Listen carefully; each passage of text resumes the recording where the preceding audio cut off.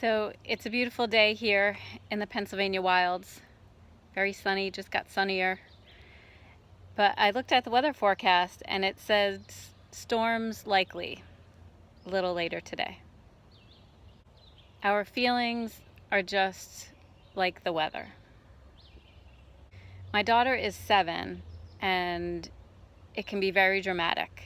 She can be having the best day ever, and then a little while later she's having the worst day ever. And I'm trying to teach her to just allow all of those things to go through her, to feel her feelings, and then just allow them to move around or move out, or whatever it is that they want to do. They're just the weather.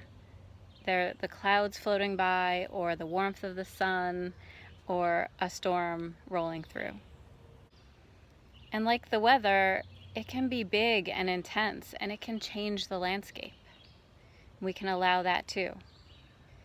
I remember right after I got divorced teaching yoga, and I would sit on the yoga mat, and in the beginning of class I always guide my students to feeling down their body and just experiencing what's happening in that moment inside. And I would feel like an earthquake. I would feel everything shaking to the point where I was sure if everyone opened their eyes, they would see me shaking. But it wasn't visible. It was just this internal experience that I was having that I could probably label as fear or anxiety or anger, or just, my world crumbling. But I just witnessed it, and it was super interesting. We only get into trouble when we try to hold on to the weather. Like if we want it to be sunny like this all the time, and we resist the other states. Or if we hold on to resentment or grief, that's like trying to hold on to the storm or trying to grab the wind while it wreaks more and more havoc, instead of letting it just go through and go by. We can witness the feelings and allow them to bring us into the present, like gazing at the stars or watching a sunset. It can become a tool to awakening to our true nature, to the one who is gazing. Ramana Maharshi, the Indian sage, said, "Thoughts come and go, feelings come and go. Find out what it is that remains."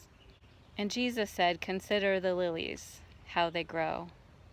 They neither toil nor do they spin." They're not worried or stressed out. And aren't we as worthy as the plants? And no matter how anxious we are, it will not add time or value to our lives.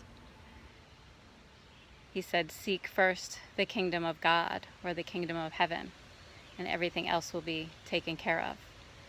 And I believe the kingdom of heaven is not somewhere we're going to go when we die, but it's something that's here. It's invisible, yet it's right here. It is when we drop beyond our judgments and our thoughts and our feelings, it is what remains.